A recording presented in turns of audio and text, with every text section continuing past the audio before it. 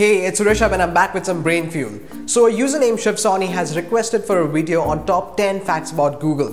While that video is still on its way, let's talk about how Google got its name.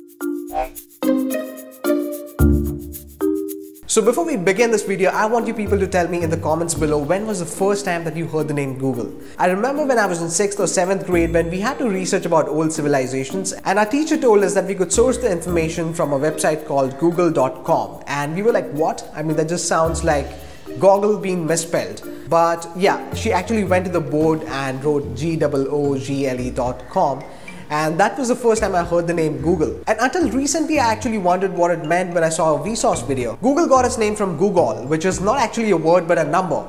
It means 1 into 10 raised to the power of 100. And Googleplex, which is the headquarters of Google, also comes from Googleplex, which basically means 10 raised to the power of 10 raised to the power of 100. Or basically 10 raised to the power of Google.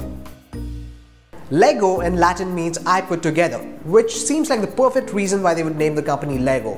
But the company claims that it is just a coincidence and that the name is actually a derivation of Danish leg godt, which basically means play well. I think that's like the best coincidence ever. So we all know that Samsung makes smartphones and microwaves and refrigerators, but not many people know that they also have made cars and trucks. In fact, they are one of the world's largest shipbuilders. Coming back to company names, Samsung means 3 stars in Korean. Xerox is probably one of the most iconic companies in the world. It got its name from xerography, which is derived from Greek xeros, which means dry, and graphos, which means writing. I think Maybelline has like the cutest story behind its name. It was formed by Tom Williams in 1915. He noticed that his sister was using a combination of Vaseline and coal dust to make her eyes look darker. He adapted the formula and made a product called Lash and Brown line.